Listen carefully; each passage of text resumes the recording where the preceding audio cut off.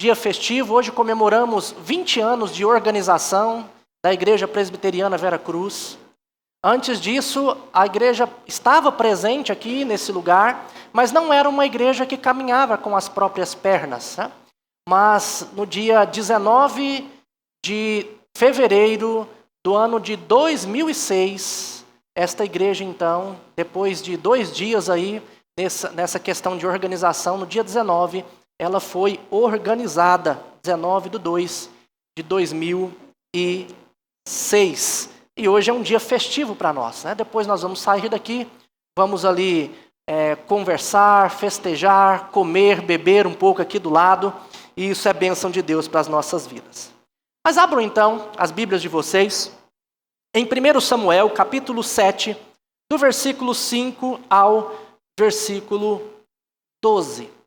Antes de eu ler o texto, deixa eu só contextualizar para vocês entenderem quando eu começar a pregar aqui. Cronologicamente, Samuel vem depois do tempo dos juízes.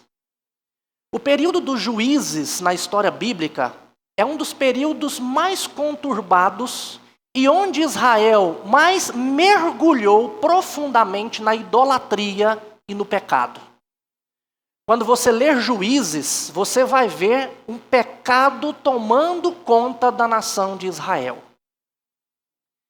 Deus nem falava mais com o sacerdote. O sacerdote Eli já não ouvia a voz de Deus. E aí você lembra, no início de Samuel, a gente tem aquele episódio de Deus chamando Samuel, Samuel. E Deus começa a falar com Samuel. Agora há uma transição. Uma transição. Deus agora vai começar a falar por meio de Samuel. Depois nós vamos ver o rei Davi. Grandes períodos da história de Israel. Então, vem de um período de profundo pecado, profunda idolatria, para um período agora onde o Senhor vai começar a abençoar o povo mais e o povo vai se arrepender dos seus pecados. Mas até então, só havia derrota para Israel. Nesse texto é que nós começamos a ver vitória. Vamos ler o texto então. Diz assim: Disse mais o Senhor a Samuel: Congregai todo o Israel em Mispa, e orarei por vós ao Senhor. Samuel diz: Congregai, eu vou orar por vocês. Congregaram-se em Mispa, tiraram água e a derramaram perante o Senhor. Jejuaram aquele dia e ali disseram: Pecamos contra o Senhor. E Samuel julgou os filhos de Israel em Mispa. Quando, pois, os filisteus ouviram que os filhos de Israel estavam congregados em Mispa, subiram os príncipes dos filisteus contra Israel. Os filisteus tinham acabado de vencer Israel, capítulo 4. Houve a derrota para o povo de Israel. Nessa mesma região, os filisteus tinham vencido Israel no capítulo 4. Agora eles ouvem que Israel estava ali congregado de novo e vão novamente para guerrear contra Israel. O que ouvindo os filisteus de Israel congregaram ali. O que ouvindo os filhos de Israel tiveram medo dos filisteus. Então disseram os filhos de Israel a Samuel: Não cesses de clamar ao Senhor, nosso Deus, por nós, para que nos livre das mãos dos filisteus. Agora eles clamam a Samuel: Samuel, não deixa de orar por nós. Tomou, pois, Samuel um cordeiro que ainda mamava, e o sacrificou em holocausto ao Senhor.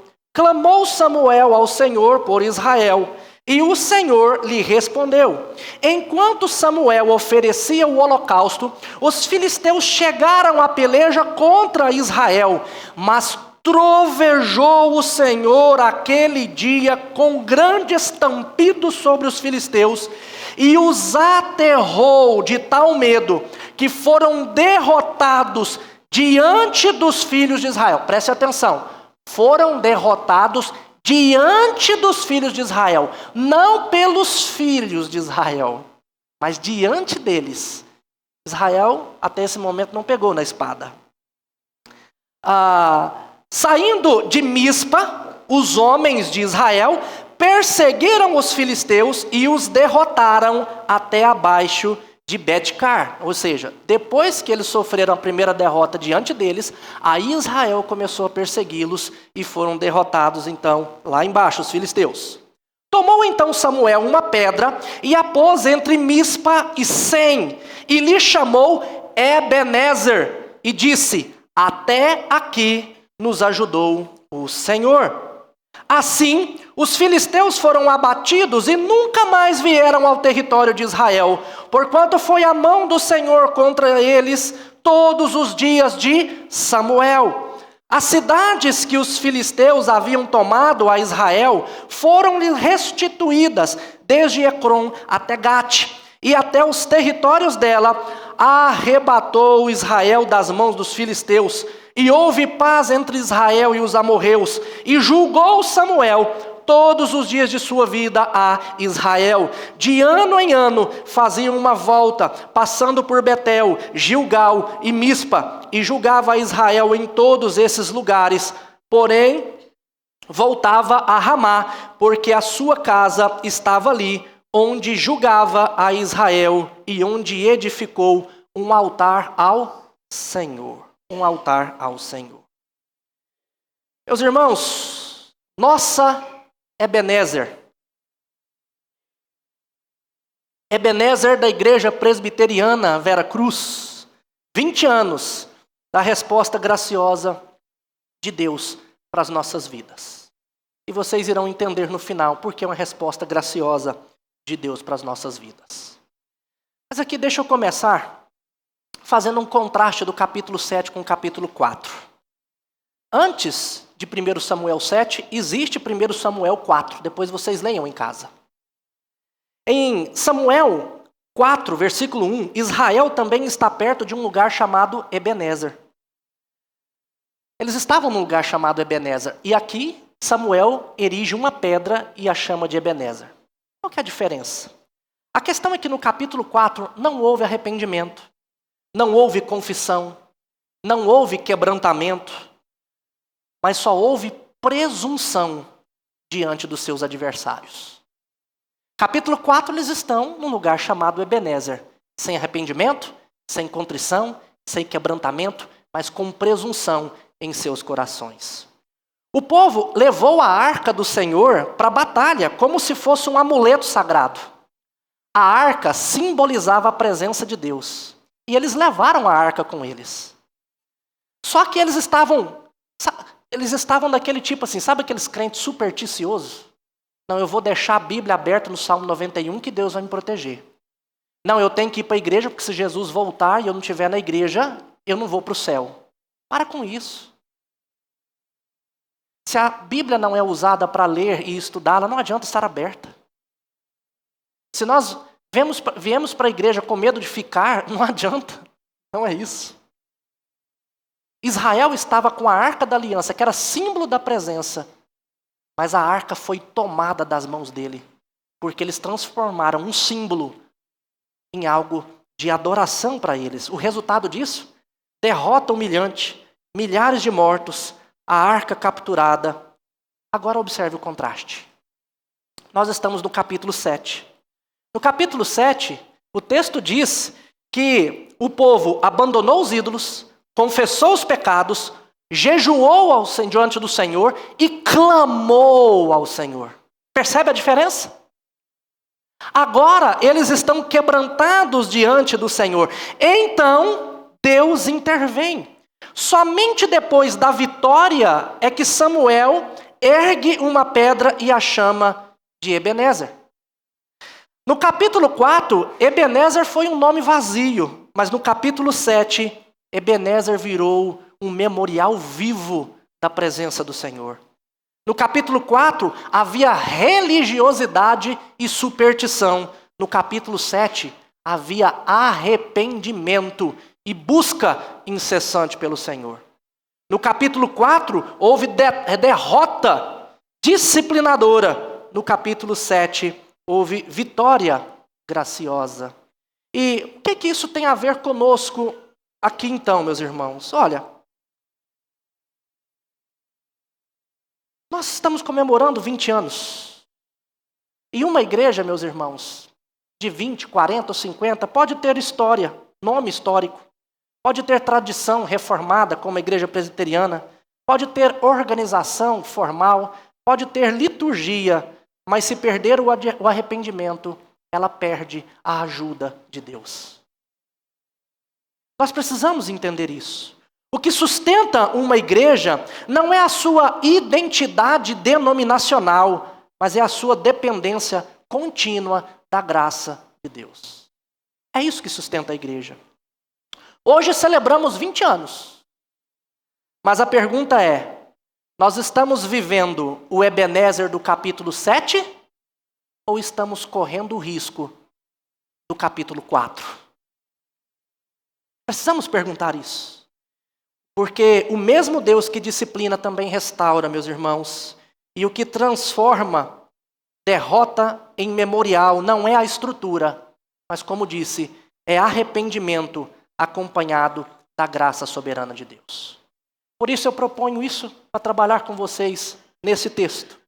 A resposta graciosa de Deus ao arrependimento verdadeiro do seu povo, mediada por uma liderança fiel, resulta em restauração, em vitória divina e memorial perpétuo de sua ajuda, revelando a necessidade e a provisão de nosso Redentor, Jesus Cristo. É sobre isso que eu quero tratar nesse texto com vocês. E para isso nós precisamos ver aqui 4 aspectos cruciais. Primeiro aspecto, do versículo 5 ao 6. Arrependimento verdadeiro produz restauração. Quando nós olhamos para o versículo 5 e versículo 6, você pode acompanhar na sua Bíblia. Samuel convocou o povo em Mispa. Eles jejuaram e confessaram: Senhor, pecamos contra o Senhor. E ali em Mispa, eles abandonam os ídolos, sinal de arrependimento. Meus irmãos, nós aprendemos na teologia reformada, teologia presbiteriana, o que nós ensinamos na igreja presbiteriana, é que não há restauração sem arrependimento. Não há avivamento sem abandono real do pecado e dos ídolos do nosso coração. Não há fruto sólido sem um coração quebrantado diante do Senhor. Muitos de nós andamos seguindo os ídolos do nosso coração, seja a beleza, seja o dinheiro, seja a satisfação pessoal, ou o conforto da nossa casa, ou muitas outras coisas, desejos que nós temos de ter mais e adquirir mais. Enquanto o povo fez o que queria diante do Senhor, o povo só foi de mal a pior. Em Juízes, o escritor de Juízes diz que naquele período o povo fazia o que bem entendia diante do Senhor. E eles só foram de mal a pior. Portanto, meus irmãos, vitória diante do Senhor, ou com o Senhor diante das adversidades, nós só temos mediante arrependimento. Tudo começa com arrependimento. Israel não apenas chorou diante do Senhor, mas ele mudou o seu caminho, mudou de atitude. Quantos casamentos nós temos destroçados e que não são restaurados porque não há quebrantamento de coração? Deus nunca aprovou o divórcio, mas Ele permitiu que Moisés desse carta de divórcio. E Jesus diz isso em Mateus capítulo 19, Ele ensina que isso aconteceu por causa da dureza de coração das pessoas. Quantos casamentos estão quebrados por falta de arrependimento? Quantas relações ruins entre pais e filhos, entre irmãos, que poderia ser restaurada começando com arrependimento, com quebrantamento. Mas pessoas orgulhosas que dizem: eu sou assim mesmo, eu quero isso, eu faço assim. Não vai chegar a lugar nenhum, mas vai destruir relacionamentos, e pode chegar a destruir uma igreja inteira por conta de pensamentos assim. Irmãos, 20 anos de igreja organizada. Quantas lutas, quantas falhas, quantos momentos de esfriamentos já tivemos. E a restauração da igreja nunca dependeu da perfeição de membros, mas da graça de Deus respondendo a um arrependimento sincero. Meus irmãos, eu fico com os olhos cheios e o coração alegre de ver a igreja desse jeito. Quando chegamos aqui em 2018, final de 2017, começamos com um trabalho de revitalização dessa igreja. E Deus nos ajudou muito aqui neste lugar. E o tempo inteiro, uma coisa que eu clamava muito ao Senhor: Senhor, dá a nós sempre um coração arrependido por tudo que nós somos e tudo que nós fazemos. Porque nós pecamos diante do Senhor o tempo todo. O tempo todo nós pecamos diante do Senhor. E meus irmãos, a minha oração é ainda para que Deus continue dando a nós sempre coração quebrantado. Para que a gente confesse diante dEle os nossos pecados. Para que a gente possa ter todos os dias um recomeçar das nossas vidas e vitória com o Senhor. Será que nós temos mantido o coração quebrantado ou apenas uma tradição organizada? Precisamos perguntar isso para nós. Há ídolos modernos ocupando espaço na nossa igreja? Status, conforto, números, estabilidade. Porque a gente corre o risco também de, como igreja, ficar pensando isso. Tá tudo bem, a gente construiu um prédio, tá maravilha, tá isso. Será que isso é o que ocupa o nosso coração? Ou um coração quebrantado, sempre arrependido e dependente de Deus? Ainda sabemos dizer coletivamente, pecamos contra o Senhor e mudar a direção e voltar para os caminhos do Senhor? Nós precisamos sempre estar dispostos a isso. Igreja que celebra sem se enxergar, meus irmãos, ela se torna um museu. Preste atenção nisso. Igreja que celebra sem se enxergar se torna um museu. Muitas igrejas que celebraram 40, 50, 100 anos se tornaram museus pelo mundo afora, ou venderam seus templos, porque não havia e não houve arrependimento. Que Deus possa dar a nós sempre coração arrependido, porque a vitória começa por aí. Segundo aspecto tem a ver com a vitória. A vitória pertence exclusivamente ao Senhor. Versículos 7 a 11. Nós vemos isso. Quando os filisteus atacam, Israel não confia em sua espada, mas na intercessão. Quando eles ouvem que os filisteus estão vindo, eles correm para Samuel e falam: Samuel, não cesse de rogar por nós, clame ao Senhor. E eles tiveram medo. Eles tinham acabado de serem derrotados pelos filisteus. Mas agora não havia soberba mais no coração, mas um coração humilde, quebrantado, que vai aos pés do Senhor. Samuel oferece sacrifícios, Samuel clama ao Senhor, e Deus responde com um trovão, e a vitória vem do céu, não do povo. O texto é claro: Israel não venceu. Deus é quem venceu a batalha por Israel. Preste atenção numa coisa, meu irmão. Enquanto você quiser vencer as batalhas da sua vida, lutando com as suas próprias forças, sem buscar arrependimento, sem se jogar aos pés do Senhor, sem clamar forças a Ele e pedir: Senhor, lute as minhas batalhas. Enquanto você quiser caminhar, lutando você, achando que você é quem vence as lutas, você só vai sofrer angústia, sofrer dores e sofrer derrotas na sua vida. Nós precisamos entender que quem vence as batalhas por nós é o Senhor. E muitas vezes o Senhor permite a gente enfrentar lutas gigantescas ao ponto de desesperarmos da vida exatamente para que Ele mostre para nós não conseguimos. Esses dias eu preguei aqui em João capítulo 8, quando o povo quando Jesus manda o povo atravessar o mar, e Jesus manda eles para dentro, o povo não, os discípulos dele, manda eles para dentro da tempestade. E o barco está agitado de um lado para outro, sendo jogado de um lado para outro. Tinha 3 pescadores lá dentro, acostumados a estar no mar. Mas eles não conseguiam fazer nada para mostrar para eles que não são as habilidades humanas que vencem as coisas, mas é o Jesus que vem estar conosco no barco no meio da tempestade. Aquela tempestade acalmou quando Jesus veio andando sobre as ondas, sobre as águas, e esteve com eles no barco. Meu irmão, não adianta nós acharmos que somos nós que vencemos as coisas. É Deus quem vence por nós. Portanto, você pode estar diante da maior dificuldade na sua vida.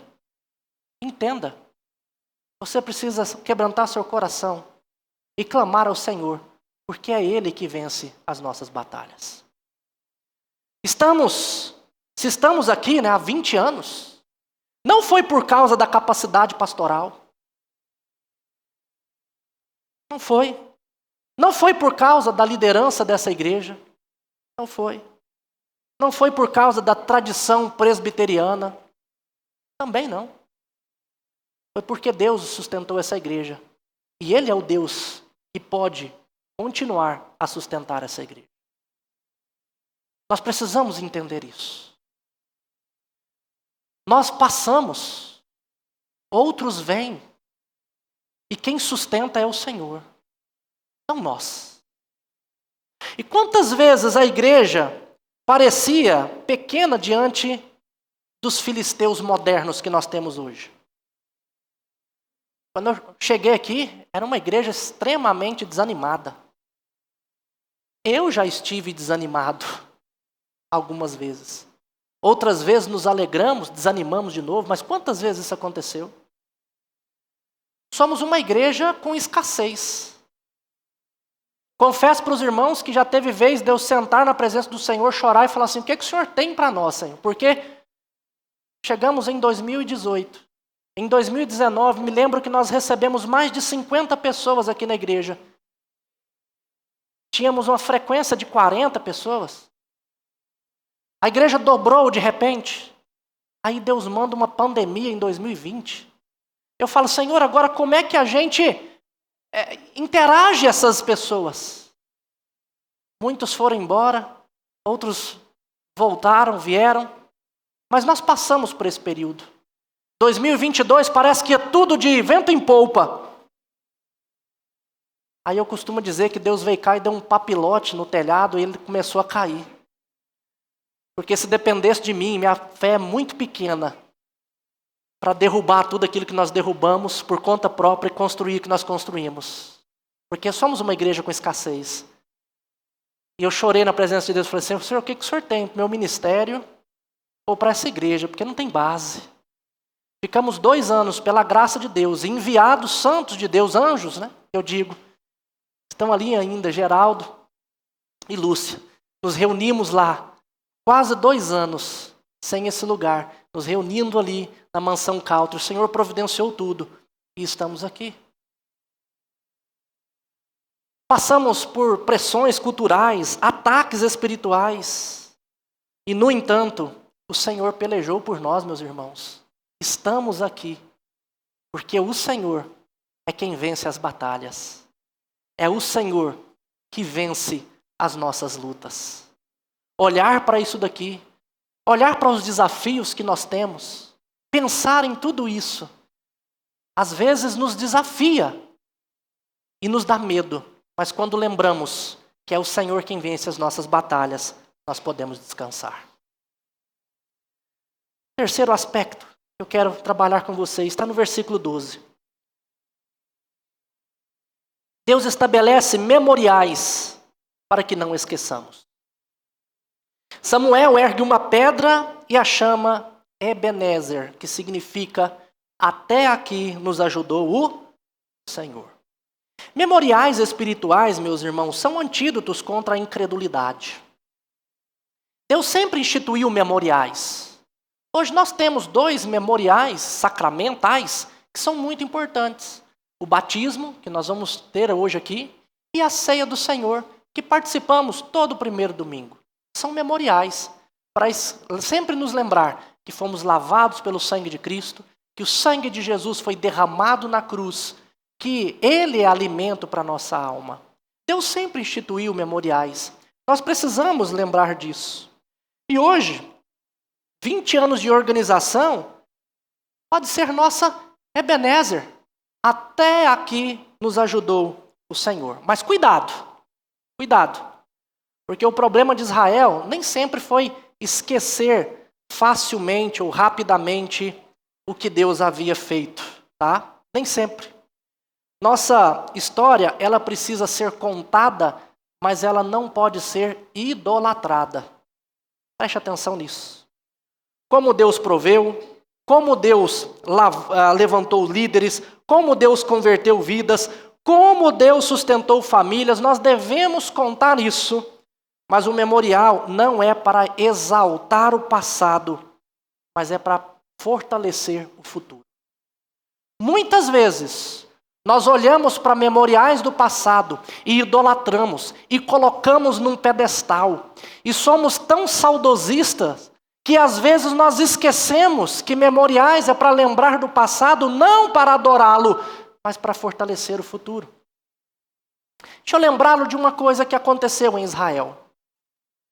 Lá em Números, quando o povo prevaricou diante do Senhor, Deus mandou tumores para o povo e estava matando o povo, com juízo sobre o povo.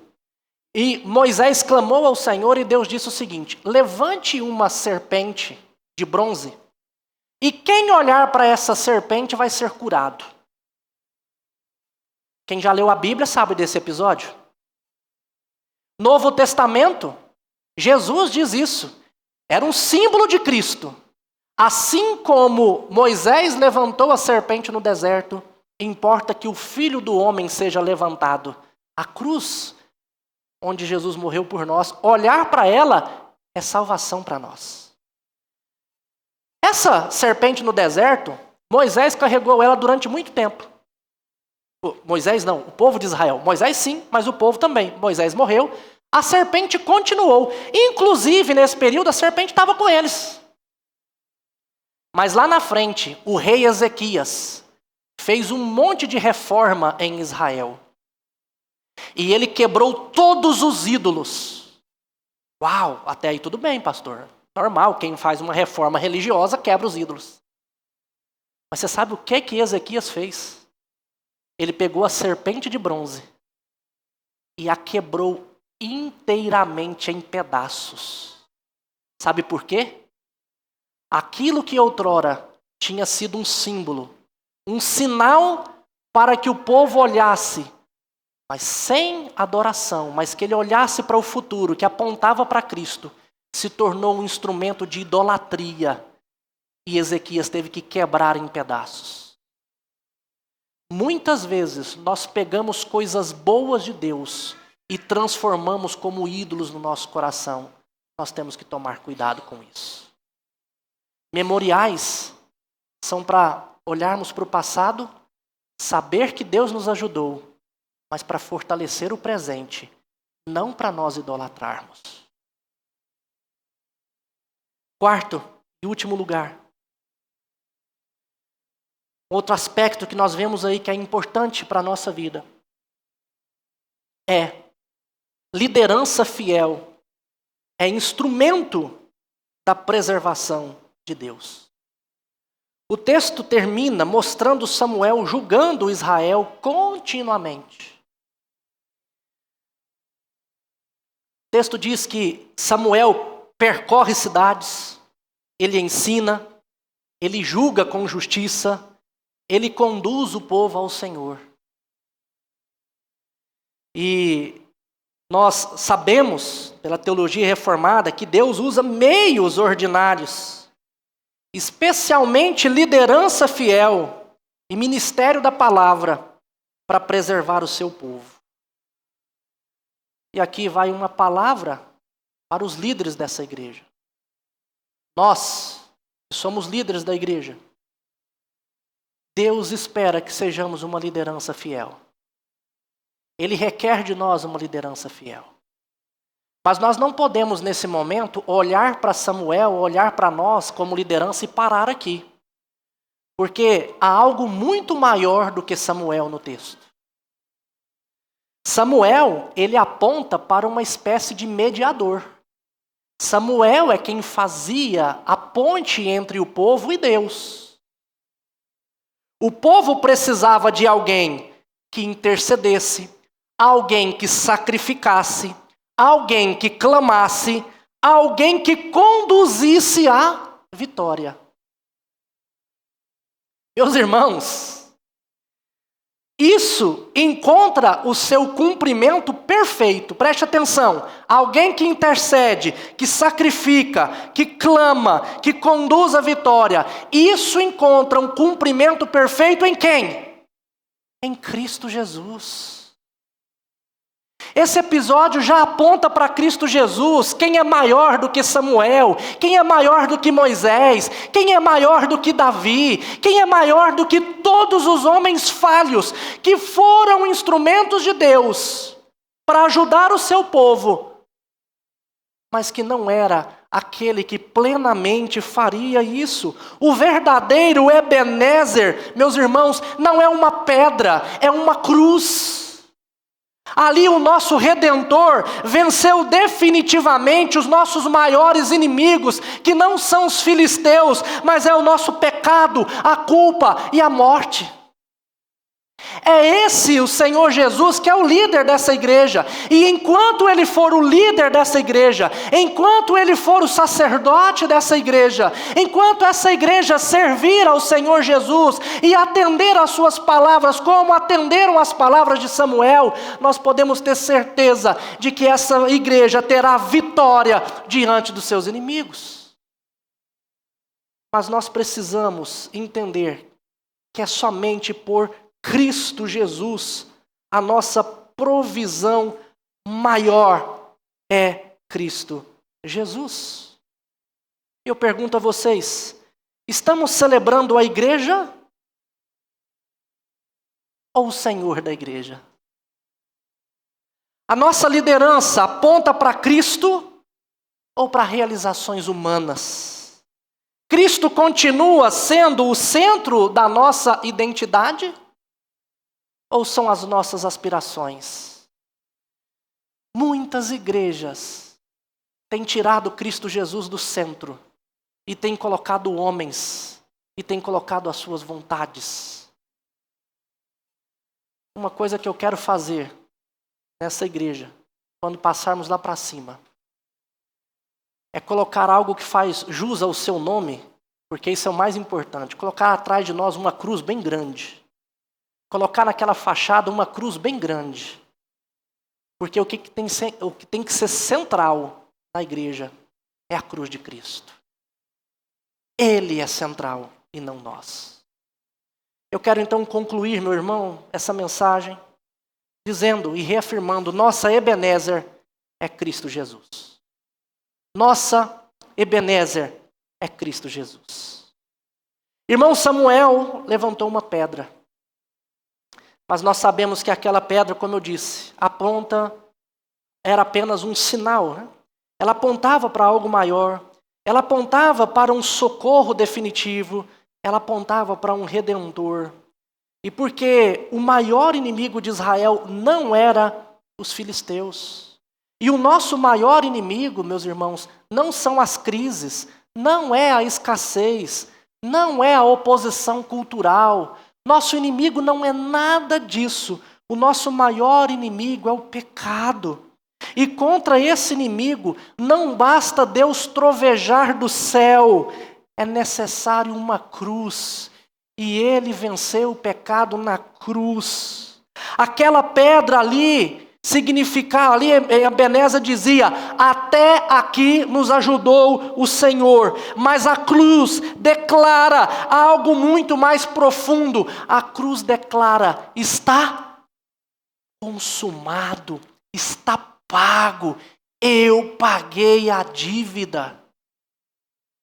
Jesus retira de nós, meus irmãos, a culpa que nos condenava, a ira que nos era devida, a morte que nos aguardava. Ele retira tudo isso de nós e nós podemos viver com confiança de que as pessoas podem tirar a nossa vida, mas o Senhor nos recebe na glória.